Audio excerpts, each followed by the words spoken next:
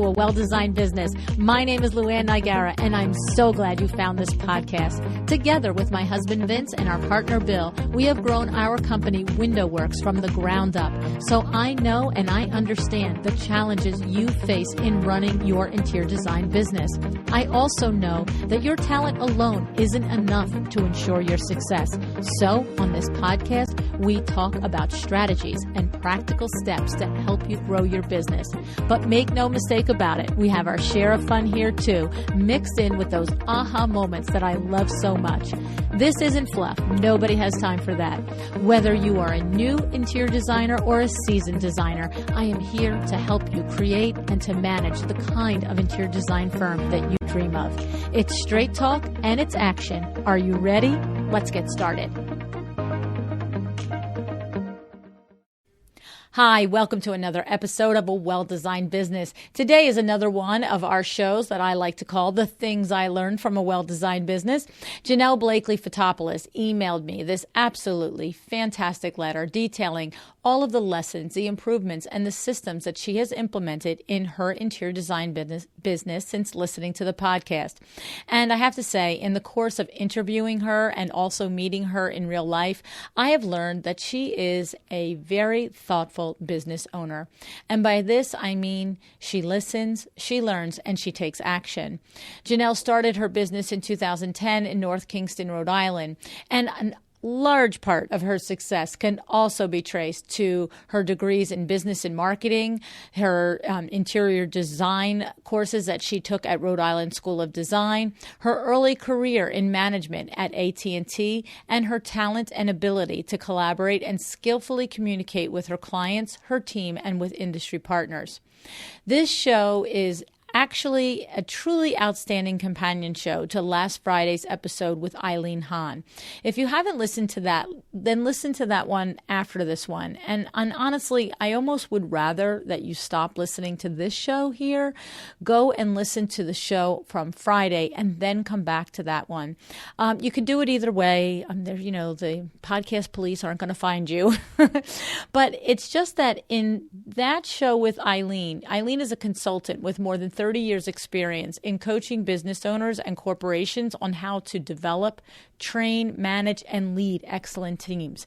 And today, Janelle will explain how she has intentionally done this in her firm through business coaching and how impactful it has been on her business. So you can listen in either order, but it's sort of interesting to hear the principles explained first and then to understand how they actually can ignite and inspire a business once they take hold and implement these leadership skills, these principles of really taking it very serious that you're leading and inspiring a team. It was an actual complete coincidence that I interviewed these two ladies at similar times. But I'll tell you that if I ever wanted a real life example of an interior design firm that was applying the principles that I discussed last week with Eileen Hahn, I could not have asked for a better example than Janelle and her firm. So it's just the universe works in great ways sometimes, I really have to say. Now, before I introduce you to Janelle, I'll take a moment to thank our show sponsor, Article.com. You know that Article has a To The Trade program for their mid-century Scandinavian-inspired furniture line, which includes sofas, chairs, dining sets, office, and outdoor furniture. They are able to deliver fast, whether you need 2 chairs for a residential project or 2,000 chairs for a commercial project. Check them out. Go to welldesigned.article.com. That's welldesigned.article.com and open your trade account today. Now I'm looking forward to introducing you to Janelle Photopoulos.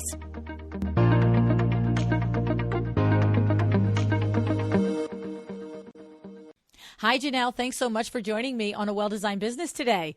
Hello, Lou Ann. I'm so excited to be here. Thank you so much for having me. I'm looking forward to our conversation today, Janelle, because you sent me a nice email a few months ago telling me the different things that you had been learning from listening to the podcast and the different guests that have inspired you that you have heard on the podcast, and even some of the guests that you've hired to do coaching with you. And then we had the opportunity to meet at High Point in April 2018. And so here we are, finally on the show to have a conversation, right? Yes, I'm very excited. It's been such a pleasure to get to know you and some of your guests, which have been quite influential in my life.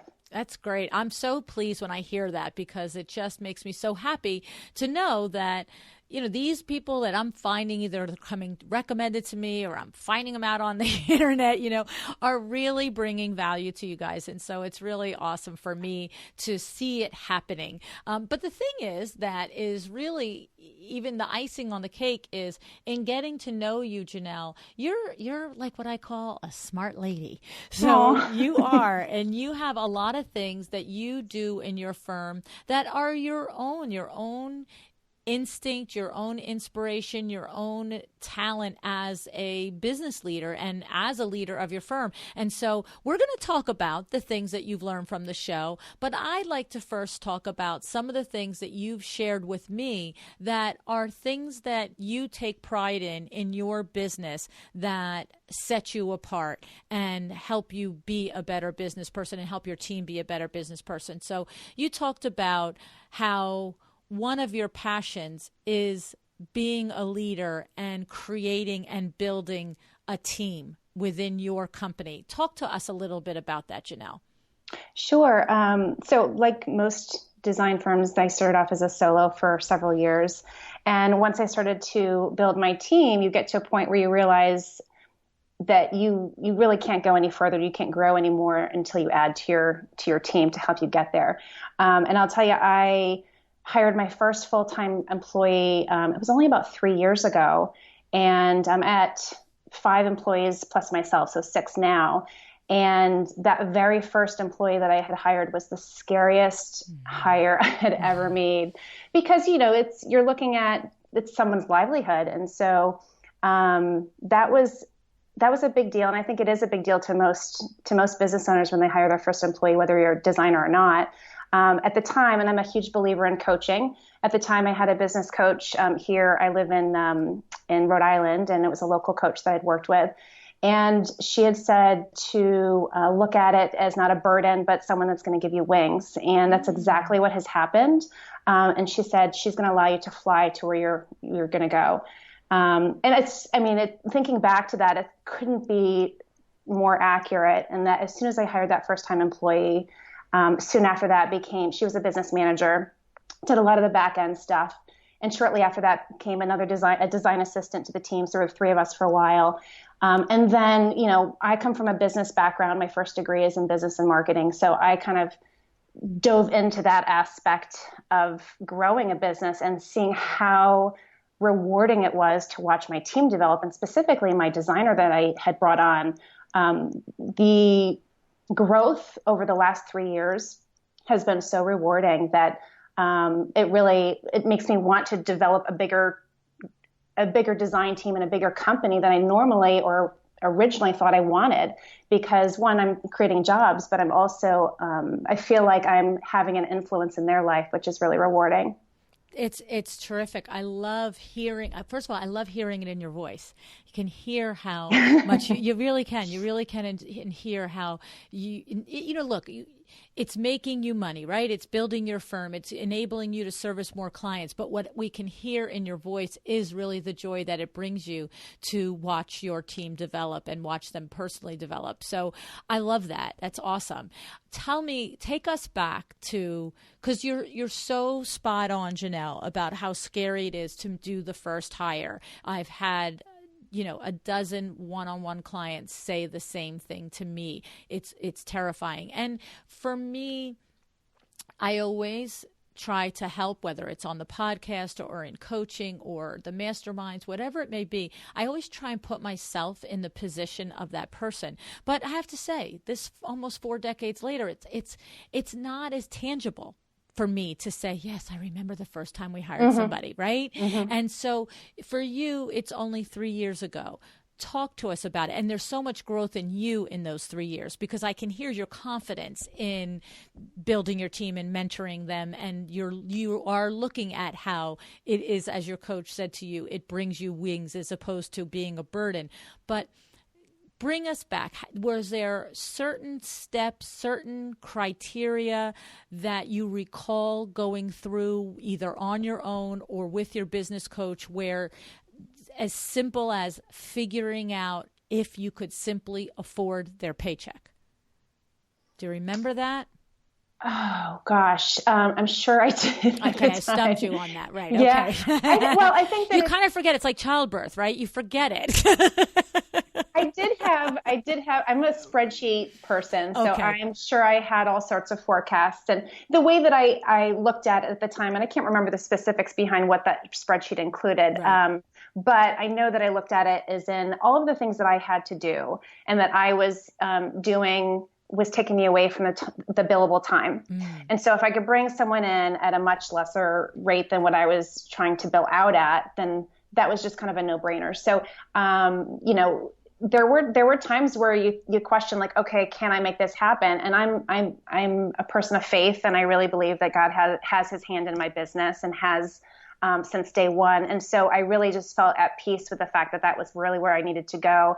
I'm sure that I had like I said, I love my spreadsheet. So I'm sure I had some financials at the time. I don't remember the specifics behind it, but knowing that for a period of time, I was in a good place, and that if I could continue to stay focused on building the business and bringing in new clients, that I would be fine. Well, you said it in there. One of the key things that we have to look at is really first evaluating where we are spending our time as the principal. And a lot of times what I suggest that designers do is to spend 2 weeks tracking your time. And we're so accustomed as designers to tracking your billable hours, right? That's that's standard protocol. But what I like to ask designers to do is to track everything they do. And then we look at it, and it's just what you just said. How many of these hours do you need to be doing these things?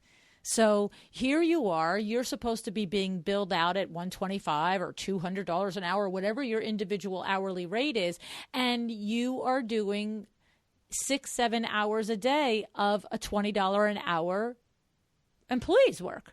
Right? That's like the first place. It's like, okay, let me spend just 3 more hours a day doing something billable at $125, and I might still have to do 3 hours of this other stuff because the new hire isn't going to have a skill set to come in and replace my 6 hours that I spent today in my business, right? So that sounds like what you went through, right?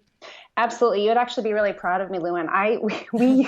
We track everything. We have always tracked. I could look and tell you, we use harvest tracking.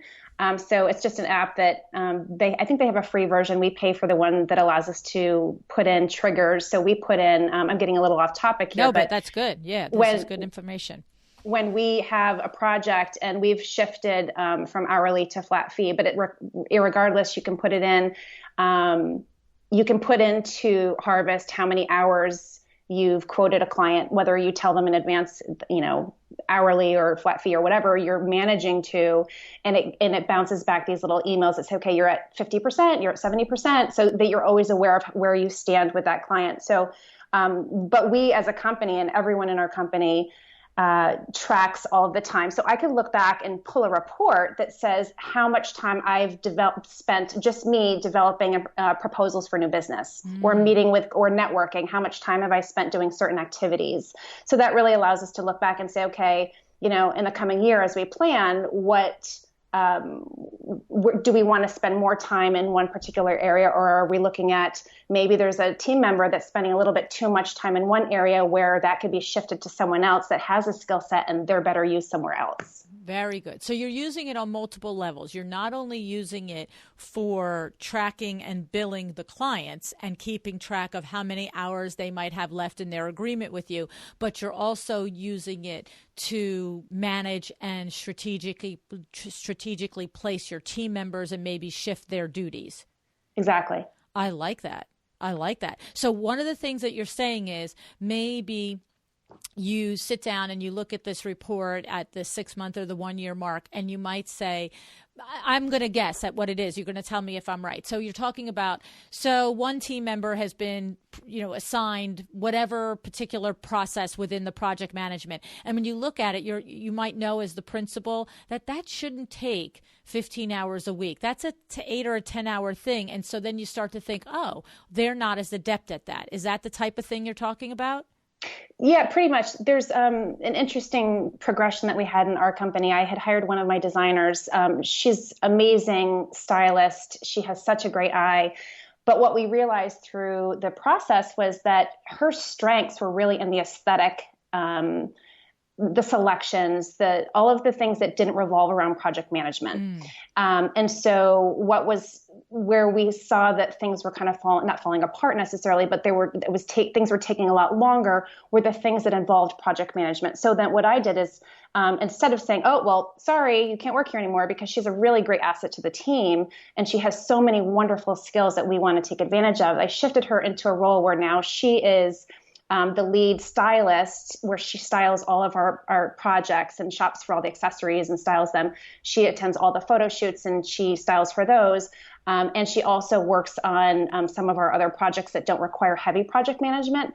And so that was a way for me to look at those. I could look at those reports, see, oh, well, you know what, for the same activity, there's somebody else in our company that has a more of a strength in this area that would take her less time and therefore increases our profitability, especially on a flat fee project, and then shift her into a role where she's really working in her strengths. Wow. I love that. That's awesome.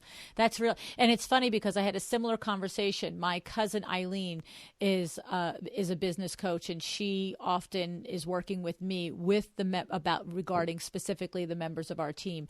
And that's her area of expertise. And it's very similar types of conversations that happen with her and me. Now, if I'm struggling with something's happening, usually one conversation, I'll realize I'm trying to fit a square peg into a round hole. It's like, what are you doing? What are you, stop it? Oh yeah. And so we all need that outside perspective sometimes. Yours is coming from an app, which is outstanding because that's free.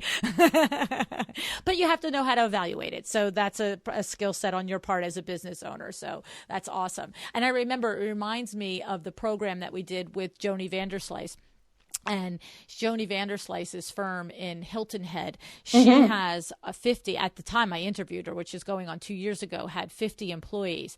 And she described how one employee over every 18 months or 2 years would start to underperform and just would be, I don't remember the exact words. It's a 2-year-old conversation, but the recall of it is that it was just get to a point where not productive, just like, what happened? You were a great employee. And what they found out was that this person's true passion is basically starting up a project, not a client project, but like a department, or, this department is experiencing troubles. So she loves to go in, figure out what the problem is, revamp the systems and processes, get the team humming again in that little division of her company, because with 50 employees, you can imagine the little divisions, right? And then assign her 18 months later to something else. Like, this is her particular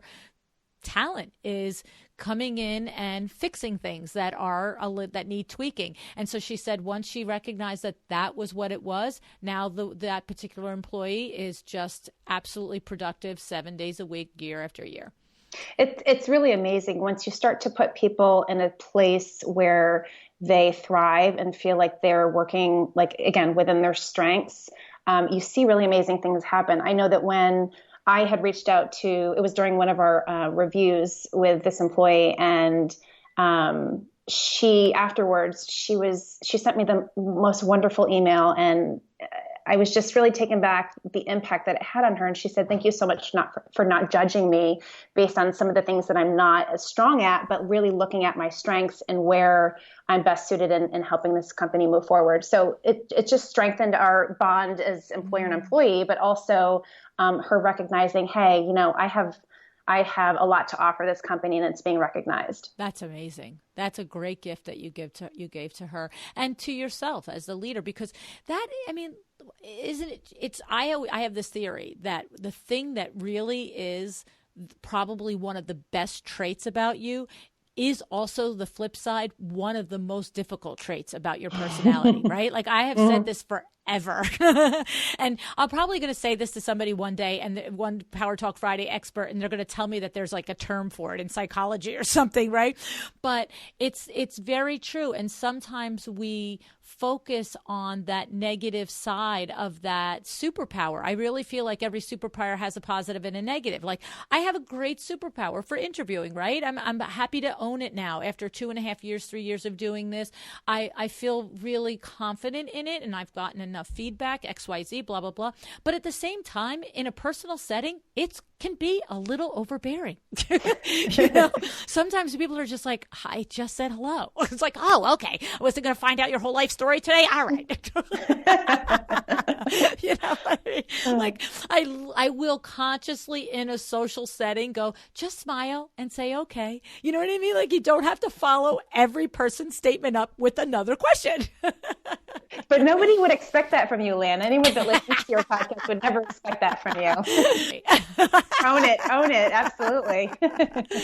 So, but what a nice gift for you to take the time with each of your employees and really like your employee, gave you the feedback for seeing what she really is good at and not focusing on what she isn't so strong at. So that's a great tip right there. If somebody, a peer of yours out there is listening and they're struggling with their team and feeling like they need to build some cohesiveness, would you suggest that they sit and maybe do a little exercise themselves as the principal and really try and do, the good side, the great and the not so great traits? Like, how did you do that evaluation? How did you come to that, Janelle? I came back from the Bistrix retreat with Natalie Echdahl, where she had a Colby expert there as a speaker who did all of our assessments. And I learned a lot about who I was. I ended up doing that assessment on my team. And for not a very big investment, I thought it was really worth it to really learn where people's strengths were on my team. So it really assigns you, it's a little bit complicated in terms of the process, but it assigns you 4 categories and numbers within each of those 4 categories and kind of what rises to the top. So when I assessed my team, I could see where their strengths were. So that was the first step. And then I did what they call a right fit assessment. And so what you do is you take this assessment in each of the roles that you want to do a right fit for. And it's used in hiring as well. But I wanted to see how my team fit into it because I had 2 very strong designers, but they were so different. And wanting to see where they fell within that range of success. They give you a range of success. And so what I found was they actually both fit into the range of success, but their strengths were so different in what the results provided. So when I looked at the results, I could see that they both fell within that range of success. But one of them had a really strong project management skill set, and the other had skill sets in other areas. And so that was the start of me saying, okay, well, let's look at this a little bit further. Then I used some of the other tools that we have, like the harvest reporting, to say, okay, well, if we were to look apples to apples, where is the productivity? Where is she really working very productively? And what does she really have her stride on, like the things that she's really jiving in? And it just kind of all culminated in like, this is really a great spot for her. She belongs in styling. She belongs in photo styling for photography shoots. She belongs in, she's great with fabrics and all of those other things and pulling all of the elements together in a design. But the project management component was really best suited for other people on our team. So that's where we started to make some of those changes. And the interesting thing is when I actually sat down with her to talk about it, I asked her first, what do you struggle with? Where do you think that you get frustrated and that you feel like you're not kind of living to what you think your expectation is? And it really she provided me with that information. She really had a lot of stress around the project management side of things. And so I could have a very candid conversation with her about, moving her into a role that allowed her to really, use those strengths most effectively. And she was really thrilled with that. It's so, I'm just smiling thinking about it, because when it's like when you have a basketball team and the guy knows he's the forward, the other guy knows he's the guard, the other guy knows he's the center, like everybody knows their role, and everybody's happier that way when they come in and they're able to be the person that they are most authentically meant to be, right? Absolutely. It's terrific. It's so there's a couple things happening here that I want to recap with this, is that building and managing a team, which is a big topic, I get lots of emails about this topic, is not something that people like yourself who do it well and the outside looks in and sees your team humming and hitting all of the marks. Sometimes the outsider who's struggling with it thinks that you just know it, that you must just be good at it. But what we're learning is that you are attacking building your team no differently than you would attack an interior design project. You are going out, you're looking to experts to explain to you and to teach you tools, and you're taking tests and assessments, and you're spending time on it. It's not happening by accident. For sure. Right? I mean, you're actually actively investing money, time, and brain power in doing this. And I think that a lot of business owners, I know us included, especially in the earlier years, when the team wasn't firing on all cylinders, it was often because we were winging it, that we were not, in my case, having conversations with my cousin or whatever it might be, or just ignoring that someone's superpower is in a different place, but needing them to do this particular job skill and watching them fight against it, right? Yeah, and I think if we're all being honest with ourselves, there's some degree of our business and our life in general where we're winging it. Right. Oh, no. Right. But yeah, no, that's true. Absolutely. But you might have moments in your day, week, month, Janelle, that you're winging it. Okay. But you just described an entire process for making sure that your team is as good as it could possibly be. Could it be improved tomorrow? Absolutely. You'll figure out a way to improve it tomorrow. I'm sure of it. But it's because you're actively doing it. You're not waiting for it to happen to you. You're not waiting for it to come through the door and just all meld and work together. So I think it's awesome.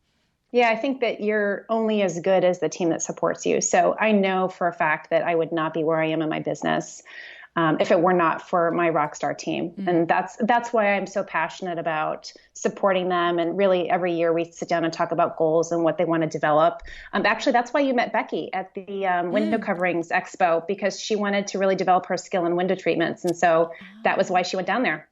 Isn't that something? And that is also so forward thinking for you as a principal. Here you've got a member of your team who's expressing interest in a particular skill set. In this case, it was window coverings. And then you send her on a trip from Rhode Island down to Tampa to be part of this conference. Yeah, she had fun. Yeah. And, there's so much at the IWCE to learn. Did she report that she was happy to have done it and she felt it was worth the value that you invested in her in doing it? Absolutely. She actually took the course prior to going down and actually got certified throughout that process. Oh, good for her. Good for her. I have to say, I think the IWCE, if you really want to learn and like you're saying more about it and get more into it, I say it all the time, a broken record. It's like a college syllabus. That's what it always reminds me of when it comes out in the Window Fashion Vision magazine in either the September, the October issue. I don't recall which issue it comes out, November, whatever it is. They will come out with it and they'll just be pages and pages of different workshops and seminars that you can sign up for. And I just look at this and I think to myself, my goodness, how, Grace McNamara and her team, Anya and Ann and everybody there, Andy, what they put together is remarkable. Really, really is. So good for her and good for you for acknowledging that and building that up in her. Good for you. Thank you. Yeah. Okay. And so you have another part of your business that you have layered into your business that is a big contributor to the client experience. Tell us about that layer, Janelle. So we have on staff, which is actually Judy, our business manager, is also our client concierge. And this is, again, kind of playing with the strengths in terms of looking at what people really excel at. She is a caretaker through and through. And so it sort of developed through her specifically because it just came so naturally to her, but we provide this client concierge experience with all of our clients where her job is to ensure that the client experience through a project is nothing short of exemplary.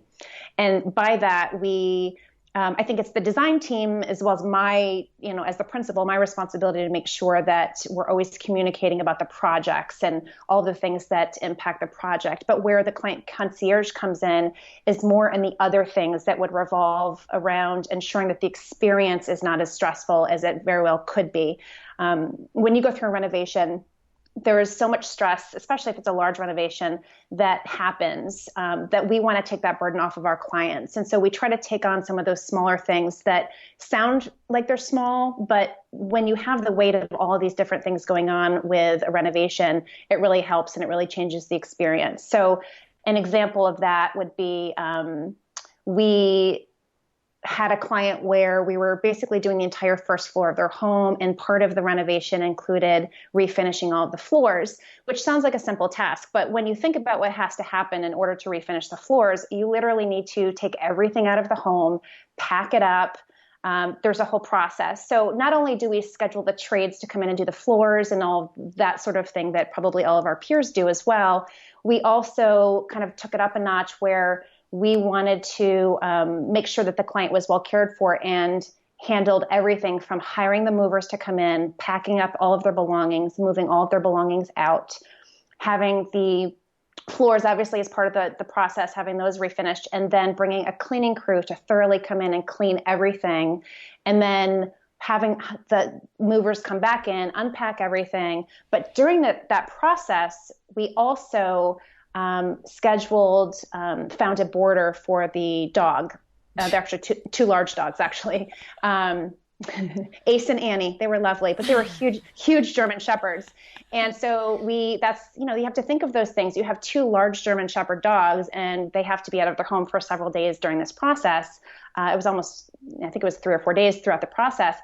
So we found a boarder for the dogs. We booked them a hotel, sent them a beautiful package of wine and cheese and crackers to the hotel room with a beautiful note that told them about what they're going to be coming back to, and it was all worth the experience. So just something to take the burden off of them where they didn't have to worry about finding a boarder for the dogs.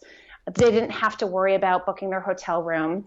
And that little kind of treat, getting them excited about the fact that it would all be worth it in the end. So those are kind of some of the little things that we do throughout that experience. In the nitty gritty, if someone listening that's like, I want to do this for somebody, my first thought, if I think about I want to do it for somebody, is, well, do they like to stay at a Motel 6 for $100 a night, or am I putting them at the Ritz-Carlton for $500 a night? I think a lot of it boils down to how well you get to know your clients. And that's part of, especially in some of the larger projects, you get to know them fairly well. I mean, you're going through, I was about to say you're going through their nightstands, and normally you wouldn't necessarily be doing that. But I literally, and we know what happens sometimes.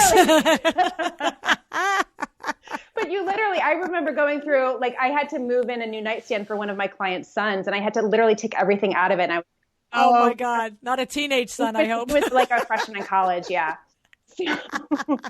But my point is that you get to know these clients really well. So, and you also know the type of products that you're purchasing. So are you purchasing something that's kind of an entry level piece of furniture? Or are you bringing in Baker furniture, right? And these two clients, They had 2 Baker chairs, and we know the level of experience that they want.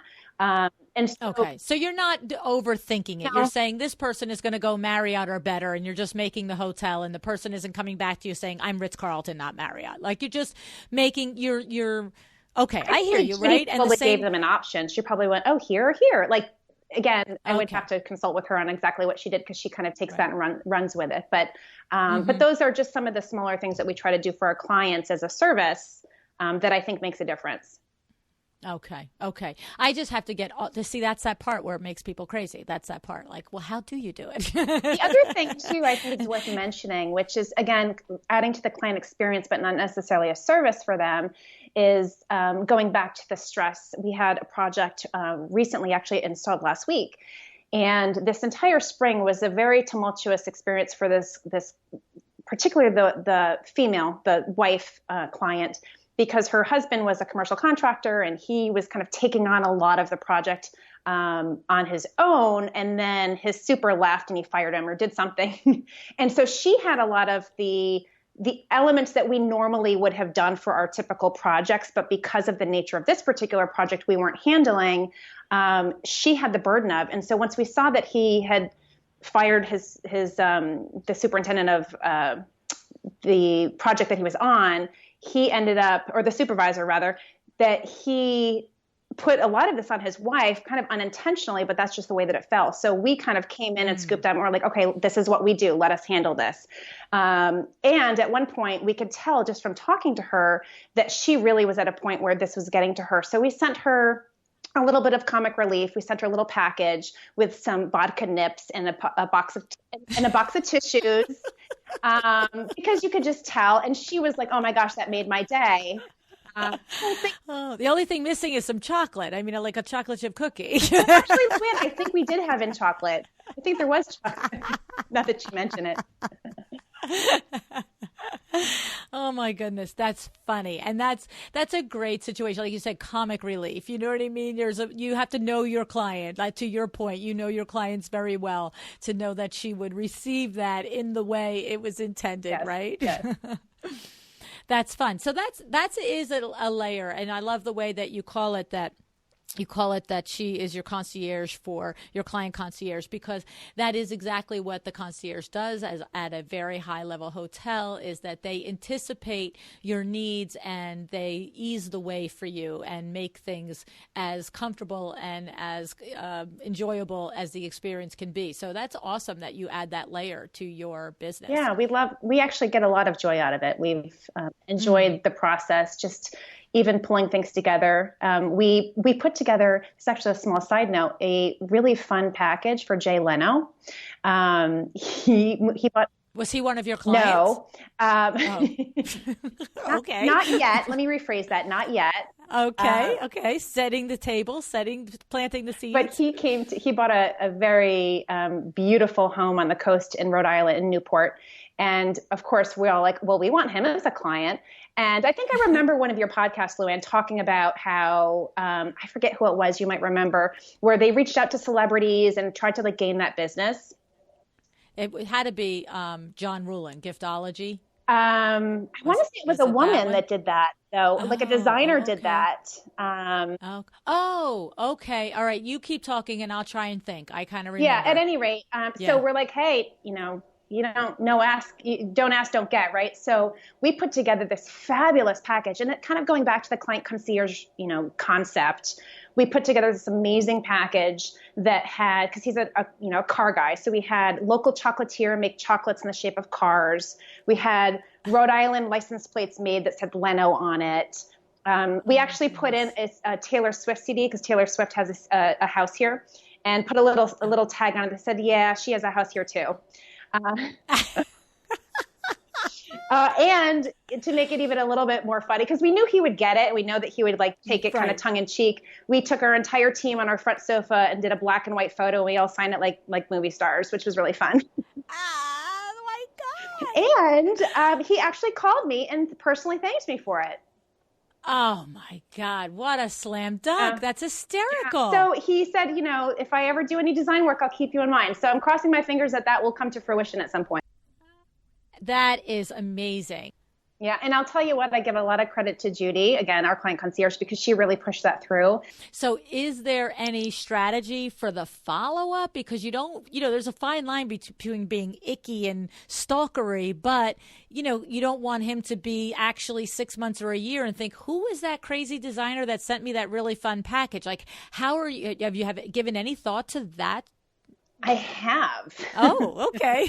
What are you thinking? Well, Judy actually has something that she's working on to send him, but he's actually hosting a gala. He's, as I mentioned, most people know he's a big car guy, and there's a car museum in Newport, and there's a gala at the end of this month, which I plan to attend because he's the MC. So I'm going to introduce myself personally. Nice. That's awesome.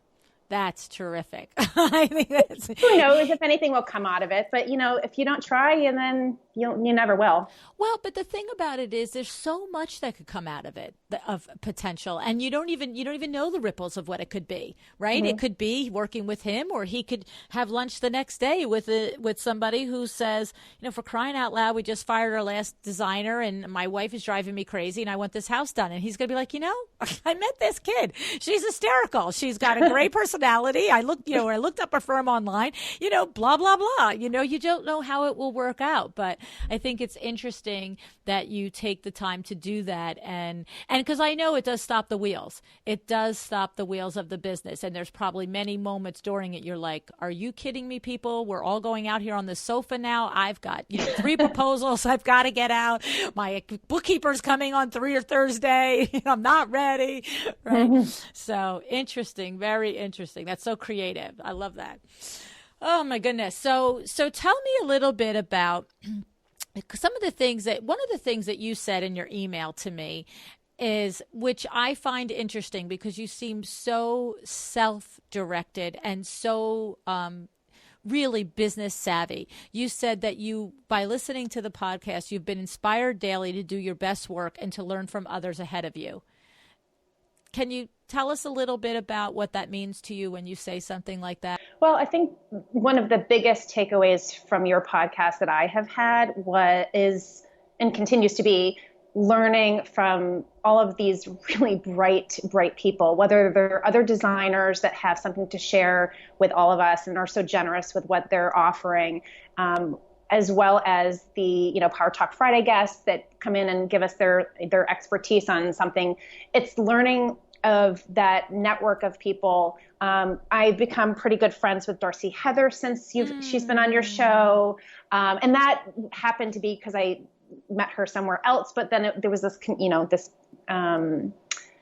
had talked about your podcast. We're both fans of it, and all of the people that I've started to work with in the last 2 years, I shouldn't say all, but a good number of them really have been guests on your show that I've learned through listening to your show. And so I'm a big believer in self-improvement. I feel like every single day, for as long as I will live, I will continue to improve upon myself and the way that I operate from a design perspective, from a business perspective, from really a life perspective.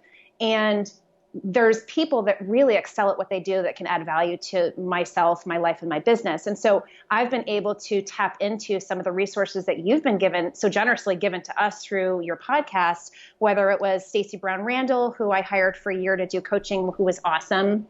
I just really something else. She is.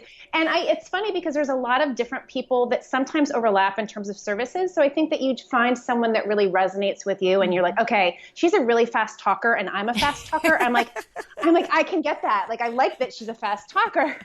So not that, I like a lot more about her, obviously, but but it's true. You feel a kinship, right? Stacey, because you're a fast talker. No. No, she is wonderful. So I coached with her for a year, and she had a great impact. I was telling you a little bit before we went on air that her impact on me was pretty profound in one particular area because she helped me realize that some of the things that weren't going so well in my business, and I think that, that just happens from, over time. There are periods of time where as you grow, things are like, oh, things aren't working as well as they used to. What's going on here? And it was through her coaching that I realized that I was not managing my clients' expectations well enough, even though it's very commonplace for fabrics to get back ordered and things to get delayed.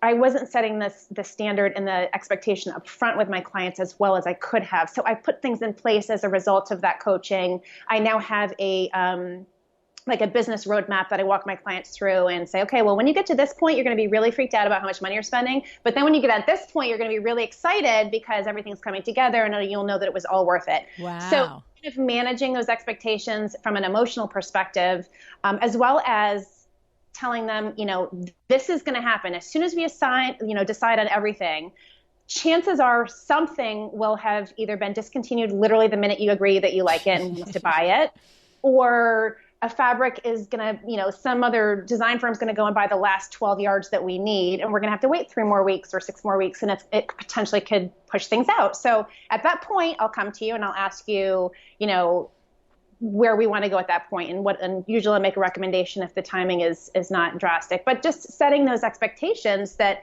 this is how the industry works. I mean, obviously none of us like it when things are delayed, but that was a huge learning curve for me to say, you know what, it's okay. I'm such a people pleaser. I never want to tell anyone that things go wrong. Yeah. But now I'm like, and I think that also comes with age too. Now I kind of up front, and I don't want to be like Debbie Downer, be like, okay, so things are going to go wrong, but they do. And so I think that when things do go wrong, they're going to go, oh yeah, this is what Janelle was telling me about. Like now that fabric is now back ordered or whatever. So that experience and pulling that out of my relationship with Stacy has been awesome, as well as, other members you've had or guests you've had on your show. You've always been a huge fan of Natalie Echdahl. Yes. Yeah. And I would not have a relationship with her if it weren't for you. So I'm very thankful because I just really resonated with her and her community. So that's been a big impact on my life as well, just in general. Yes, Natalie does a great job over there with her whole community and her podcast, and I know that quite a few of my listeners have been part of her events and her coaching programs. I know Ellen Nystrom, right, and also Paula Kinney has, So a lot of people have, and I think Liza is in her community, Liza Jones, and so a lot of listeners have let me know that they have joined her community and are, taking advantage of her skills, because she's one of the first podcasters that I listen to, and really do admire what she's doing. And of course, Stacey Brown Randall also. I mean, I just love her. She is part of my Power Talk Friday tour, and she's part of my new book coming out. So she's very, very high on my list of people that I admire the way they run their business, and more importantly, the way they help us run our businesses. So that's really fantastic. I thought what I love what you said in there was that the business roadmap. And so I know that Corey Klassen, who joins me with Judith Neary on Design Biz Live often, he has a welcome packet. And in his welcome packet, he goes through, this is how you'll talk to me. This is how I'll communicate with you. This, and one of the things that he says is something about, are things going to go wrong? And his answer is yes, humans are involved. You know what I mean? Right. But I love what you said, that you say when you get to this point, you're probably going to be freaking out about how much money you're spending. And when you get to this point, you're probably going to be really happy with starting to see the results coming together. And what it reminds me of is the way you describe it is so true. It's when you tell somebody at square one, when they are nowhere near having spent the money, having gone through the inconvenience of the things that you described with moving out of the house and finding a boarder for the dog, and they're so not in that process, and also not in the process of really being able to truly, they have a grasp on what they think the transformation is going to be like, but we always know the reality is so much more impressive, right? So different designers have shared on the show different ways of handling and setting up that management of the client expectation. But I love that when there's no emotion involved and the money hasn't crossed hands yet, that you're setting them up. So it's always good. Every business is better for making sure that the path is clear for the potential client and what they're going to experience, so that the surprises are it's still painful if something's back ordered. It's still painful if something's discontinued. But like you said, you take the sting out of it by it not being a surprise as well as a pain point, right? Yeah. And I think also one of the learnings that I had was let them be disappointed. I used to get really worked up about like, oh my gosh, they're so upset and they're mad at me. And I would internalize it when it has nothing to do with me. Yep. And it's just, they are disappointed. And you know what? They deserve to be disappointed. This piece that they wanted is now on back order, and it's going to throw their whole project off. And, they're faced with the decision of either waiting or pushing, whatever that may be. Let them just sit with it for a minute. And, I've learned to not internalize it as much as I used to, because I'm such a people pleaser. I would want everyone to always be happy. I always wanted to have the solution for everyone. And sometimes you just need to give them the space to sit with that for a moment and be okay, and not internalize it. 110% agree, because you know what it is? Almost every time, the person just needs to know that you acknowledge and you understand that it is disappointing. That isn't, hey, just move on and pick something else. Sometimes you just have to sit in that disappointment with someone and not move to resolution right away, right? Right. Yep. It's a big thing, right? I'm sorry, I didn't mean to interrupt you. I think that there's something to be said for allowing them to process. And then I also am a very firm believer in, like you said, you went back to your client and you said, we can still get this done. Here's my recommended course of action to get this done. So I think it's always a great opportunity to go back to your client in terms of building that relationship and saying, we can get to a point to get you what you need. It may go in a different direction than we initially thought, but we can still make sure that all of our goals are met for this project. And here's some options for you, and here's our recommendation. So it's not, we don't ever want to go into it and say, oh, this really stinks. Okay, well, now what? Yes.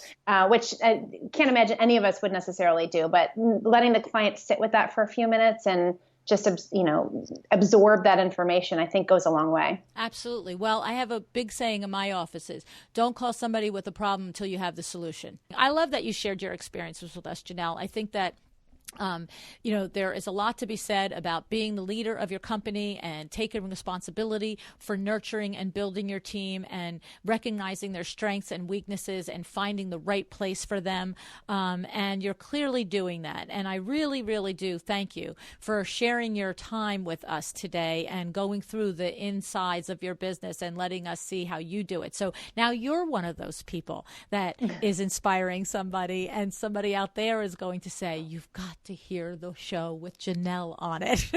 Oh, thank you so much for having me, Luann. It's been really such a treat for me. Oh, thank you.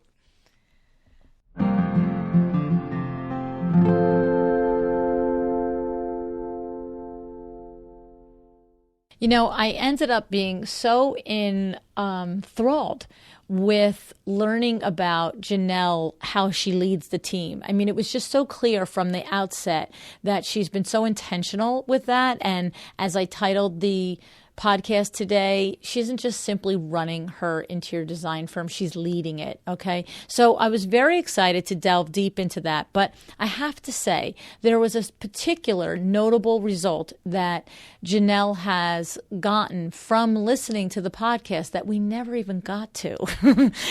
And I have to make sure that I bring this to light. Janelle is yet another listener to open her own chapter of Savvy Giving by Design. You remember powerhouse Susan Winterstein, who started a nonprofit whose mission is to provide comfort, support, and healing to families with a child facing a medical crisis by transforming the interior spaces of their bedrooms at no cost to them. Now, I'm probably not exactly up to date on all of the chapters that have been opened by listeners after hearing Susan describe her passion for helping these families and the children at such a difficult time in their lives, but off the top of my head, I can think of Caitlin Waite in Alabama, Jessica Deuce in Colorado, and Kylie Ponton in Florida. So these are all designers that are listeners to the show that learned about Savvy Giving by Design through the show and have decided to open their own chapters. So there's probably others, but if you are interested, learning about this, do yourself a favor. Go back and listen to number 164, episode 164 with Susan Winterstein. She explains all about savvy giving by design. And then if it's something that you're called to do as well, reach out to Susan and let her know that you'd like information on opening a chapter in your area. Okay. So if you're listening to this show in real time, I am in Chicago this week at the Mart for Chicago Design. So Wednesday, I am doing a live interview with David Phoenix at the Kravitz showroom. And on Thursday, I'm leading a discussion with Chad James and Candy Scott at the Lefroy Brooks showroom. These are two rock star podcast alums, and we are going to be talking about scaling your business. What you need in order to grow it, whether that is from a solo firm to 3 or 4 employees, or you want to go from 5 employees to 8 to 10. All right. Go back and check out Chad's show, number 68, and Candy's show, number 279, and you'll know exactly why I selected these 2 interior designers for this conversation.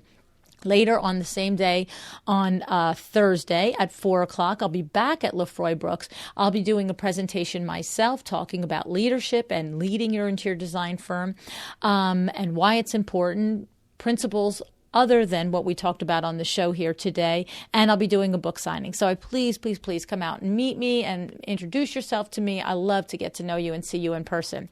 The following week is High Point Market. Please go to my website, luannniagara.com, and click on live event tab for all of the panels, the podcasting events, and things that I'll be at during the week at High Point Market. You also, if you want to, you can be on my email list. And that is the easiest, simplest way to always know what's going on with the podcast, where I'm going to be, and all the things that are happening with the sponsors. You just simply text 444-999. Enter the word Design Biz. DESIGNBIZ, no caps, no spaces, and that will take you to one more screen where you'll give us your email and you'll be on the list. One last thing I have to say, it's probably been months, multiple months since I have mentioned iTunes reviews. And there was a time where I was asking you almost every other show, if you'd please leave a review, please leave a review. It is very important. It's very important when I speak to sponsors because it's the first thing I send them to if they want to know what it is about the show that is hitting the nerve, right? But the thing is today, I just want to sincerely thank you for taking the time to review the show. It is truly humbling and thrilling to see over 340 U.S. reviews and some 40 to 50 reviews from other countries. I value them. I appreciate them. I love them. I thank you for leaving them. I love reading them. I love knowing what you like, and I love knowing how the show helps you. So please keep them coming. I do appreciate them very much. That is it for today. It's time for you to make your decision. It's time to decide what you will do today to create a change in your business. How will you decide to be excellent? Thank you so much for joining me again today. This podcast is a production of WindowWorks, your resource for custom window treatments and awnings. To learn how we can help you on your next interior design project, go to www.windowworks-nj.com. And if you're interested in working with me on your business, either through masterminds or one-on-one coaching, or you want to know how to get my book, The Making of a Well-Designed Business, or you just want to know what's going on in the podcast land and where I'm going to be. All of that is found at luannniagara.com. Thank you so much. Have an excellent day.